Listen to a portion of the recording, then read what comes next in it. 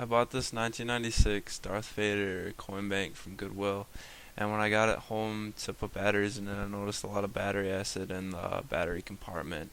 And I cleaned out as much of the battery acid as I could, and it still didn't work. So I took it apart, and I noticed that there was a lot of battery acid on the wires and the terminals, like the contacts from the battery compartment, and like as you can see, there's like a ton of battery acid on the ground wire, and then I didn't even know what wires went to the other two contacts.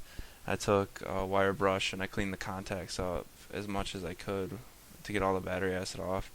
And then I was like looking at the circuitry to try to figure out what wires went to those connections. And I ended up figuring it out, and I used like alligator clips to simulate wires, and like I was able to figure out which wires went to where. And then I ended up having to replace the ground wire because it was like eating away off the board there, and then it worked, but I had to take the contacts out because they were completely covered in battery acid and corroded. So I cleaned off as much battery acid as I could with the wire brush, and then I put it in a paper cup with baking soda in it to neutralize the battery acid.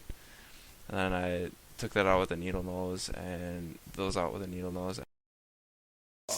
I took the whole thing apart, and since the battery terminal was all corroded, I used jumpers to similar or to as the connections, because the motor wasn't working, because this orange jumper wire that jumps across from the green to the yellow wasn't green to green. I just have a green wire jumping across. So I hooked a yellow wire up to the green wire jumping across the motor. Now if I turn it on,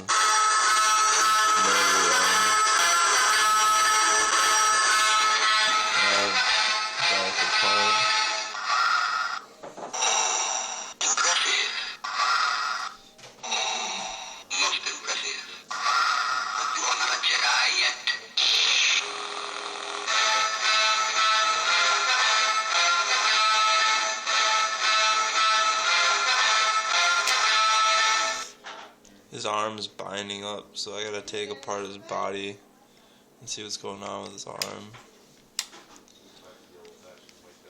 So hopefully I fix it. And I have to solder the actual connections and then put it all back together. So yeah.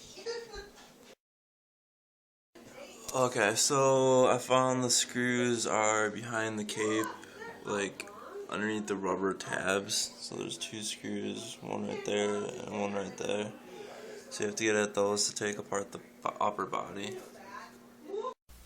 I soldered the ground wire back on, and then the jumper wire that goes diagonally across. It's that orange wire there.